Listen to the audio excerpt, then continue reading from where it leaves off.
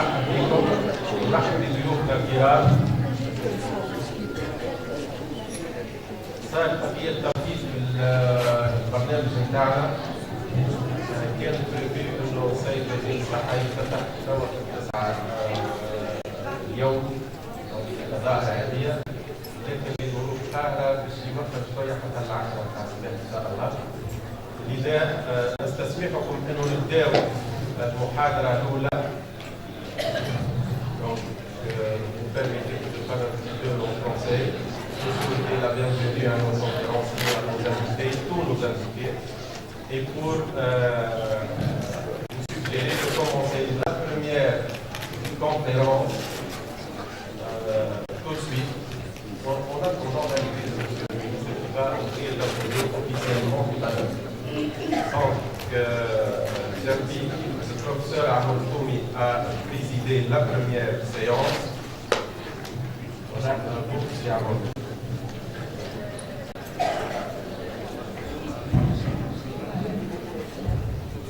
Merci, bonjour à tous. بدي أول نشكر هيئة العلاج الجامعية خصوصا على الاستضافة لهذه التظاهرة.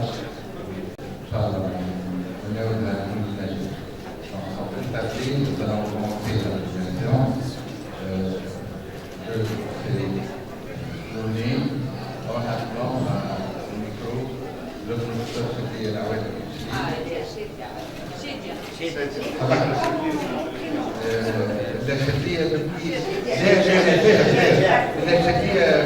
depuis ce matin. كانت في فمي معنا كلمة الشيخ Lawani qui est professeur de médecine interne à la faculté de médecine de Sousse, chef de service de médecine interne et président du comité médical de Saint-Jean de Sousse, responsable du certificat de génétique à la faculté de médecine de Sousse, vice-président de l'Institut méditerranéen de gélatrie et président de l'association médico-sociale d'aide aux personnes âgées de Sousse. Et vous comprenez, avec ce GP, elle va nous parler et nous développer quelque chose qui est en relation avec la gériatrie, thème de ces journées, à savoir la physiologie du vieillissement et les réflexions sur la prescription chez le sujet âgé. Professeur Chedia Lawani, vous avez la parole. J'aimerais bien avoir le micro aussi. C'est possible parce qu'il y a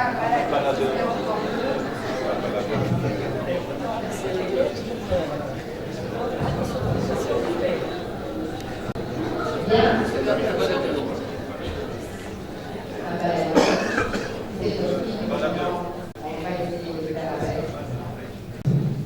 suis très heureuse d'être parmi vous et je remercie le comité d'organisation, en particulier mon ami et collègue Safran de pour me donner encore l'opportunité d'être parmi vous. J'ai la chance d'avoir été adoptée par les pharmaciens et d'avoir participé à la discussion à propos de certains thèmes. Et aujourd'hui, c'est un thème qui m'intéresse particulièrement, à savoir la gériatrie. Et je vais essayer de vous rappeler, rafraîchir un tout petit peu la mémoire concernant les changements physiologiques qui s'exercent avec l'âge et les répercussions que ça va avoir sur la prescription médicale, médicaments de développement.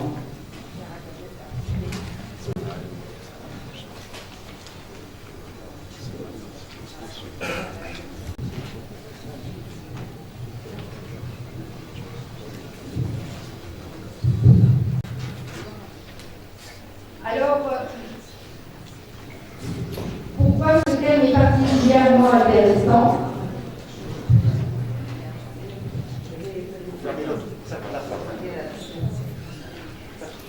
D'abord parce que nous vivons en Tunisie une transition démographique importante, que nous avons donc du fait de l'augmentation de l'espérance de vie, une augmentation du nombre de personnes âgées. Et dans les derniers recensements en 2011, on était 7% de personnes âgées de plus de 65 ans et on sera en 2030 plus de 11% de la population supérieure à 65 ans. Donc, le nombre de ces personnes âgées fera qu'on vivra en Tunisie un vieillissement social.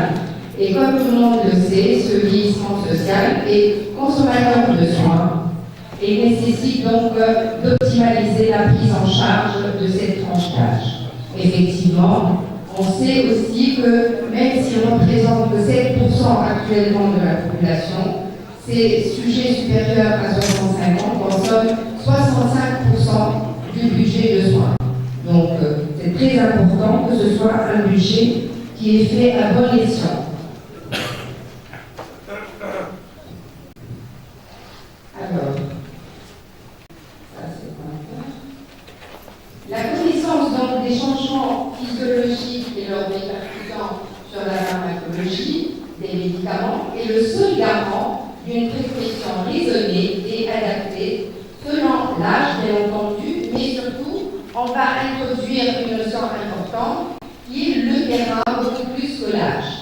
C'est donc une responsabilité qui est partagée entre les différents corps de métier, particulièrement entre médecins et pharmaciens, pour la prise en charge de cette tranche d'âge en évitant surtout la iatrogénie qui est trop souvent sous-estimée dans cette population.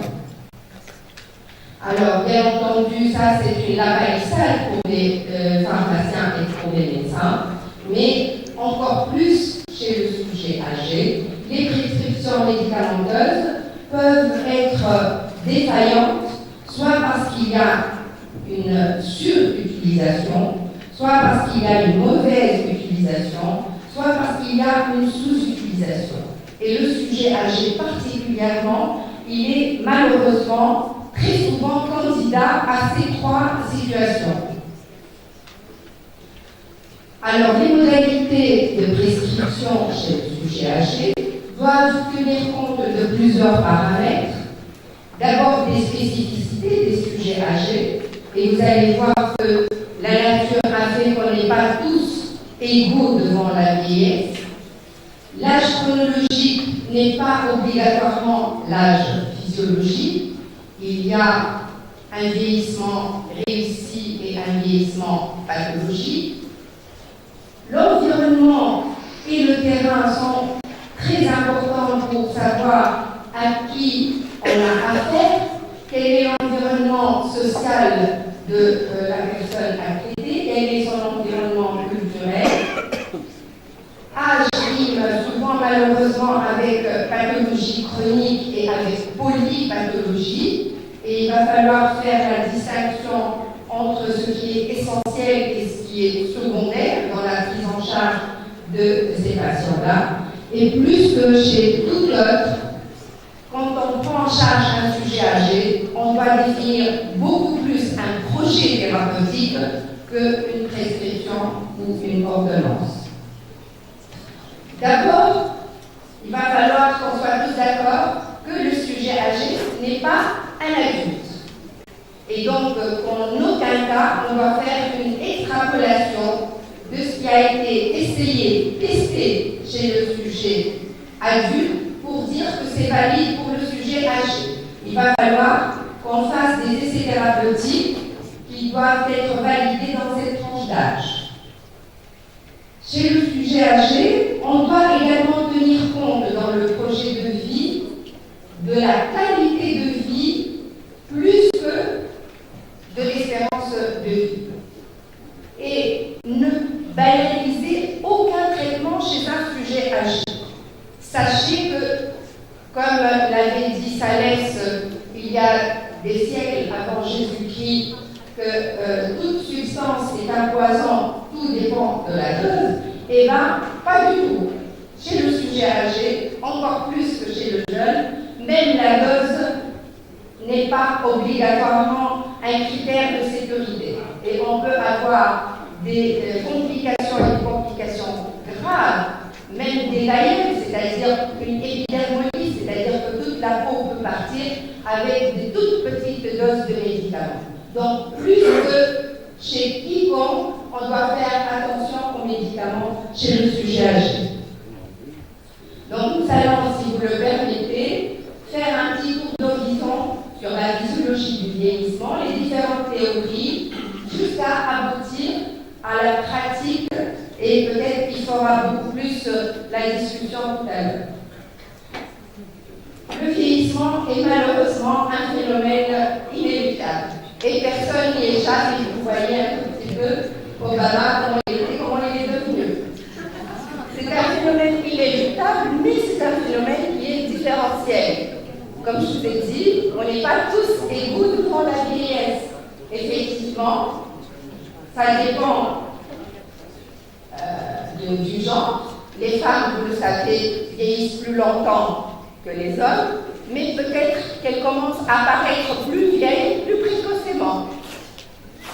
Les personnes vivant en zone urbaine vivent plus longtemps que les personnes qui vivent dans les zones rurales. Probablement du fait des moyens et du système de soins qui est plus développé également dans les zones urbaines que dans les zones rurales.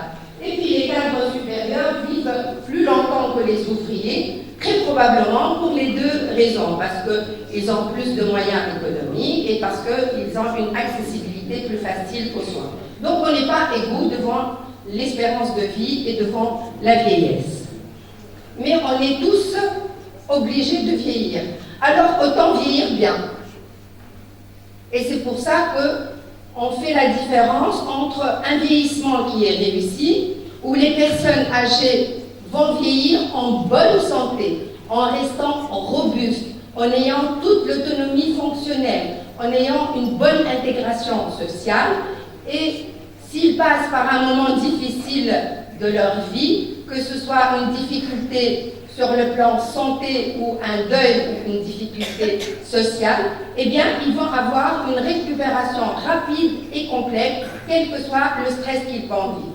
C'est pratiquement des adultes vieillis. Ce n'est pas des personnes qui sont particulièrement à craindre dans les situations difficiles.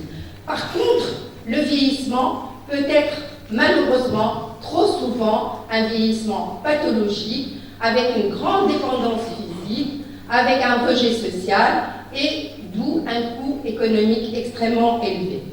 Et puis il y a entre les deux une tranche de cette population qu'on appelle les sujets âgés fragiles, qui vient de l'anglais frail elderly, et c'est une catégorie de personnes âgées qui vont avoir une baisse de leur capacité d'adaptation et de récupération qui est lente et souvent incomplète après un stress physique ou psychologique.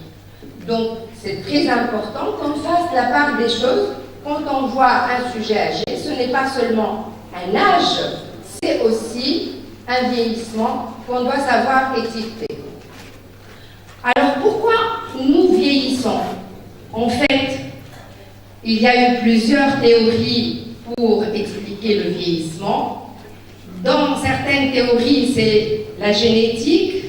Nous sommes prédisposés à vieillir et ceci est attesté par à peu près une espérance de vie homogène par espèce. Les moustiques, ils ont une semaine de vie en moyenne, les tortues 100 ans, l'être humain 120 ans. Donc ceci prédit du fait qu'il y a une horloge biologique qui va à un certain moment déclencher le processus de vieillesse.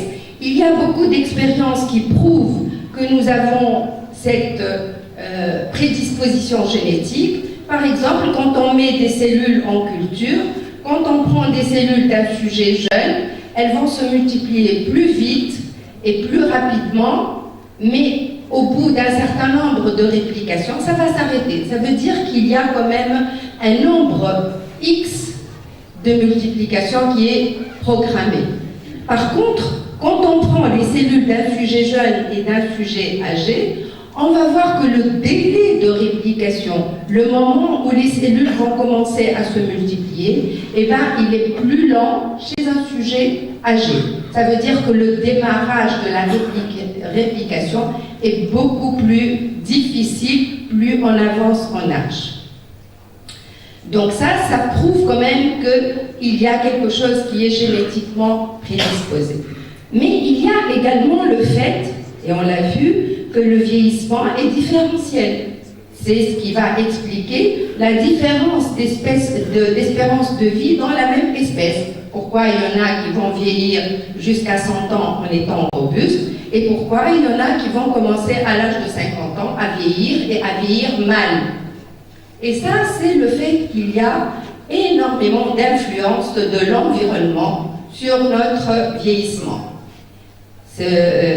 Les différences viennent du fait que nous avons bien entendu un environnement qui peut être plus ou moins protecteur ou plus ou moins destructeur.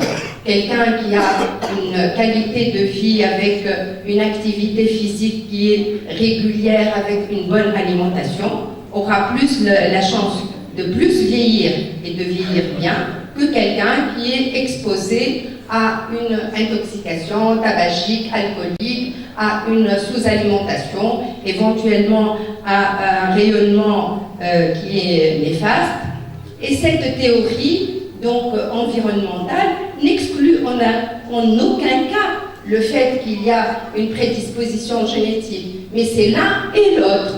Et ceci est attesté par la présence de radicaux libres qui vont s'accumuler de plus en plus au niveau cellulaire avec toutes les surcharges et le fait qu'avec l'âge, on voit que l'immunité diminue et qu'on voit apparaître plus de maladies chroniques. Donc tout ceci fait que nous vieillissons. Et l'objectif, c'est de bien vieillir, ce n'est pas seulement de vieillir.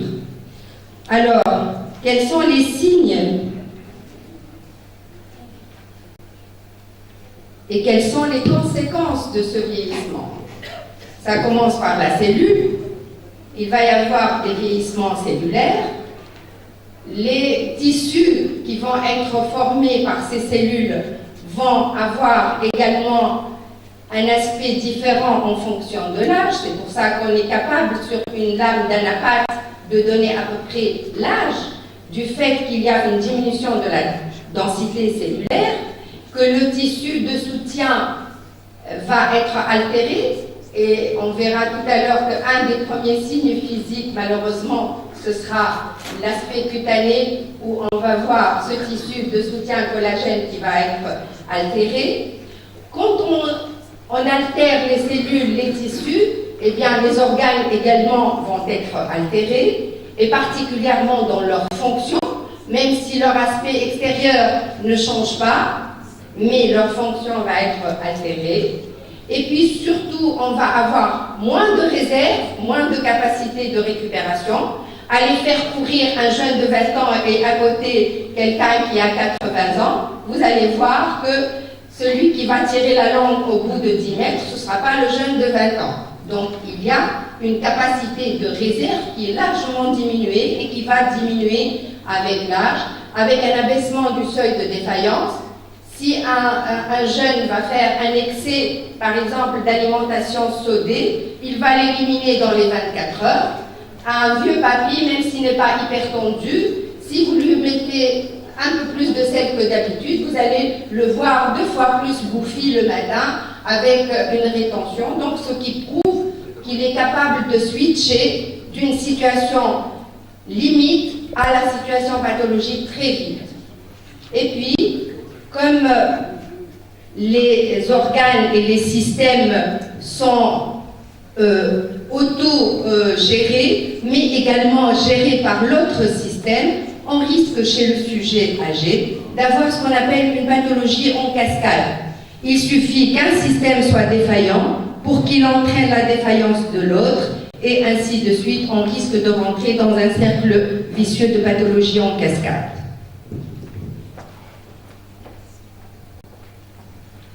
Donc, le système n'est jamais un système qui est autonome, il est toujours en amont ou en aval d'un autre système qui va amplifier sa pathologie. Et c'est pour ça qu'on doit tenir compte des différentes répercussions quand il s'agit d'un sujet âgé. Eh bien, les aspects physiologiques ont une répercussion immédiatement sur le physique. On donne l'âge chronologique sur le faciès de quelqu'un. On apprend d'ailleurs à nos étudiants de médecine, de pharmacie, d'essayer de donner un âge au patient avant que le patient prononce son âge, comme on leur apprend à donner à peu près une taille, un poids, un BMI, on leur apprend à donner un âge. Et quand on voit comment était Brigitte Bardot, comment elle est devenue, on voit comment l'âge est vraiment très, très marqué au niveau cutané. C'est un des premiers marqueurs de vieillesse. Le vieillissement cutané va commencer par les cheveux. Je ne voudrais pas faire d'affront à cette salle, mais on voit les cheveux blancs qui apparaissent, l'atrophie de l'épiderme avec les rides et les ridules, l'atrophie et la sécheresse cutanée. Pourquoi je vous en parle? Parce qu'on verra tout à l'heure que le fait que le vieillissement physiologique altère ses fonctions, combien ça doit tenir compte de la prescription qui risque d'aggraver un effet physiologique déjà. Et puis, l'apparition de taches pigmentaires qui va être encore plus sévère chez les personnes qui sont exposées au soleil. Le vieillissement est sensoriel. Et bien entendu, on commence par moins bien voir, moins bien écouter. C'est pour ça qu'il faut bien éduquer les personnes âgées. Il faut s'attendre à ce qu'ils entendent différemment de ce qu'on leur a dit. Et quand on fait des petits tests chez les personnes âgées, on se rend compte combien on a l'impression d'avoir donné des conseils et combien ils n'ont rien reçu de ces conseils-là, tout simplement à cause de leur presbyacousie, d'autant plus que très rares sont les personnes qui acceptent l'appareillage auditif. Et ça commence malheureusement très tôt, le vieillissement sensoriel. Lui, elle est maximale à 15 ans. L'oreille commence à vieillir à l'âge de 15 ans. Donc faites attention. Et surtout que maintenant, les petits jeunes, avec tout ce qu'il est comme décibels dans les oreilles, ils risquent d'être sourds beaucoup plus tôt que nous. Malheureusement, la vieillesse touche tous les organes, sans exception. Mais comme il y a des organes plus nobles que d'autres, donc leur répercussion sur la qualité de vie est encore plus délicate. Et le système neuronal est un des systèmes qui est le plus touché par le vieillissement, d'autant plus qu'il n'y a pas de renouvellement cellulaire sur le plan neuronal. On est avec le nombre de neurones définitif. Et donc, au bout d'un certain nombre d'années, on verra qu'il va y avoir des éléments qui vont accélérer ce vieillissement et d'autre part, on commencera à perdre des neurones. Et l'angoisse et l'inquiétude de tout un chacun d'entre nous, c'est de finir avec toute sa tête, de ne pas finir avec des troubles de mémoire, de ne pas finir avec un Alzheimer. Donc il y a une altération qui va venir avec l'âge et surtout une altération des capacités d'apprentissage et de l'adaptation posturale. Quand vous allez prescrire des médicaments, faites attention parce que les sujets âgés ont déjà une prédisposition à perdre leurs réflexes posturaux. Le cœur et les vaisseaux.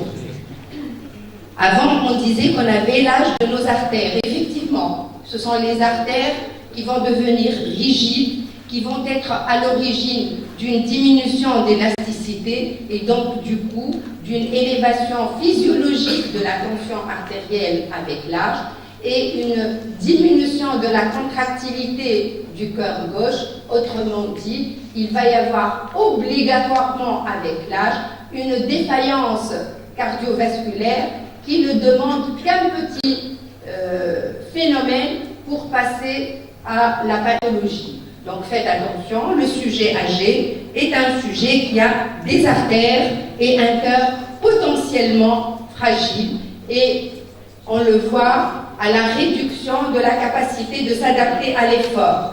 Un sujet âgé, si vous lui demandez un effort, il va avoir beaucoup plus de difficultés à augmenter son débit cardiaque et à augmenter la fréquence de façon à donner une perfusion correcte pour les organes.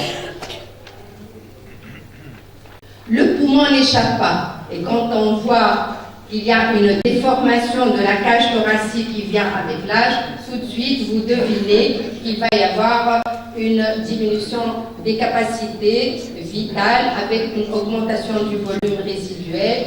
En plus, bien entendu, de la diminution de la fonction ciliaire qui fait que les sujets âgés sont plus candidats à faire des surinfections pulmonaires et surtout à guérir beaucoup plus lentement que les sujets jeunes.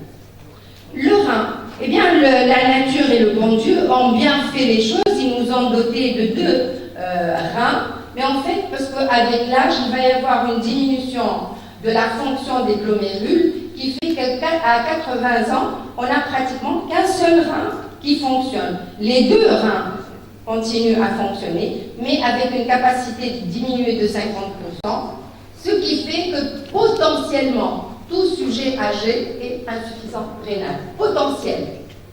Ce n'est pas le fait d'avoir une bonne créatinine qui va vous sécuriser à le bombarder par des médicaments qui vont passer par le rein. Un des systèmes qui est souvent négligé et pourtant qui contribue largement à la qualité de vie, c'est le système vésico-sphinctérien. Chez la femme et chez l'homme, il va y avoir un risque important au niveau sphinctérien, au niveau aussi bien vésical qu'au niveau de l'urètre, avec un risque aussi bien de rétention que de fuite, très souvent occulté, très souvent tu par le malade, parce qu'il a un tout petit peu honte d'en parler. Mais il faut le demander, il faut le rechercher, parce qu'il y a énormément de médicaments qui vont aggraver ces situations sphinctériennes et qui risquent de mettre le malade tout de suite dans une situation de pathologie. Les dents, pourquoi j'en parle? Parce que très souvent, on néglige le côté dentaire. Et le sujet âgé qui vient pour des troubles de transit ou de constipation, au lieu de lui proposer d'aller mettre un dentier pour manger des fibres, on va lui donner des médicaments qui vont accélérer le transit, qui risquent de décompenser une situation sphinctérienne fragile, et au lieu d'avoir uniquement de la constipation, il va avoir des fuites et de la constipation. Donc faites attention, quand vous prenez en charge un malade, vous le prenez en charge de la tête aux pieds, y compris au niveau dentaire. Le tube digestif est également sujet à vieillir physiologiquement, et là, il va y avoir une interférence importante avec les médicaments. Il y a une diminution des sécrétions enzymatiques, il y a une diminution des ingestions liquidiennes avec un risque d'hypotonie et un risque de transit qui va être ralenti, et on va voir la répercussion pharmacocinétique de ces perturbations physiologiques. L'appareil locomoteur, bien entendu, tout le système locomoteur est atteint, l'os, le muscle, les articulations, le cartilage, ce qui fait qu'avec l'âge, on va avoir beaucoup plus de difficultés à marcher, encore moins à courir, et vous savez que la fonction crée l'organe, et moins on va marcher et moins on va utiliser cet appareil locomoteur, plus il va se dégrader, plus l'os n'est pas sollicité, plus il va s'amincir, plus le risque d'ostéoporose va s'aggraver, plus le risque de chute va s'aggraver, et c'est le début de la fin. Généralement, les chutes chez les sujets âgés, ça annonce la fin de qualité de vie, si ce n'est pas déjà la fin de la vie. Bien entendu, la vieillesse ne doit en aucun cas rimer avec fin de plaisir, mais avec le vieillissement de l'appareil génital, avec l'andropause et la ménopause, il y a des conséquences particulièrement de sécheresse de muqueuse dont il faut tenir compte si on veut améliorer la qualité de vie des personnes en fin de vie.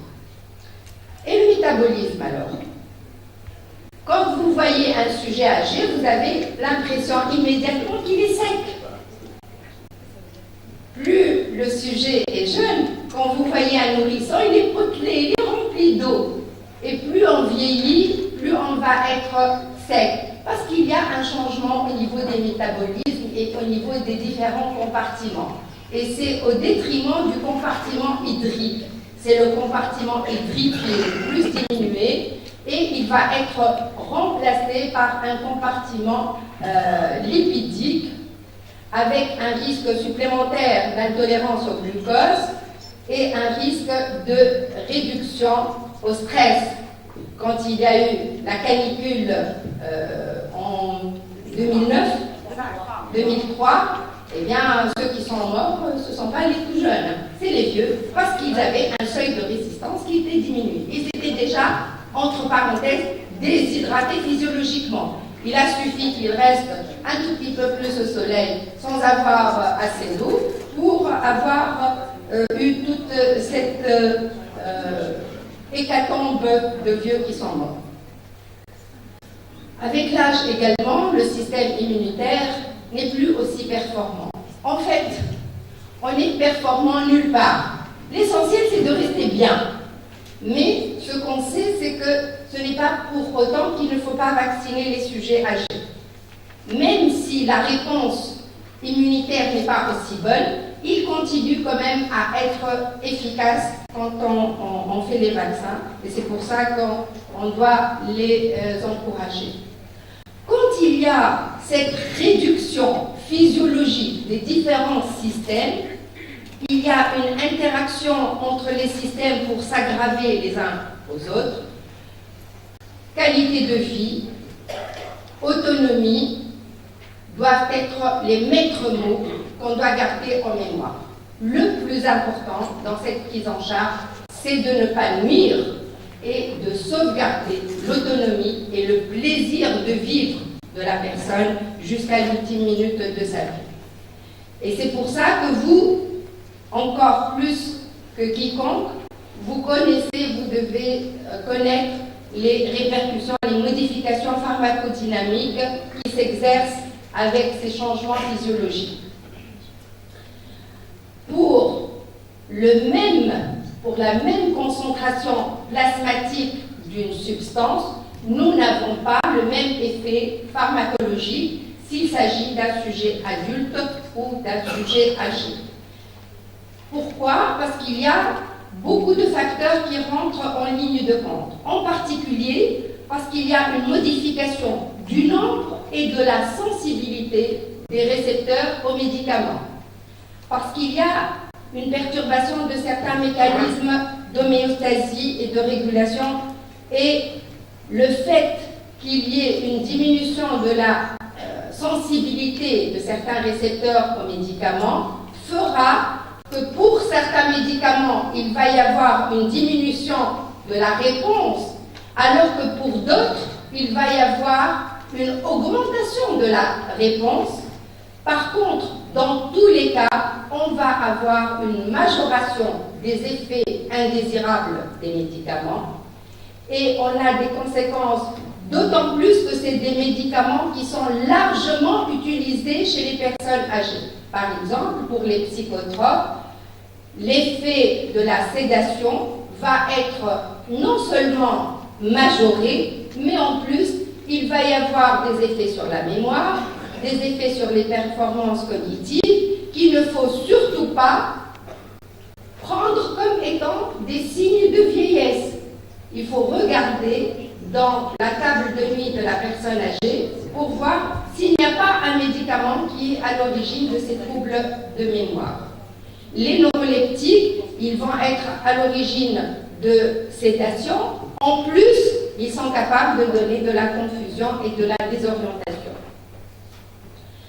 Pour les mécanismes d'homéostasie, nous avons vu que les artères vont être plus rigides, donc la tension artérielle va être plus importante, mais encore plus, les barorécepteurs ils vont être altérés avec un risque d'être incapable d'adapter sa tension artérielle au changement de position.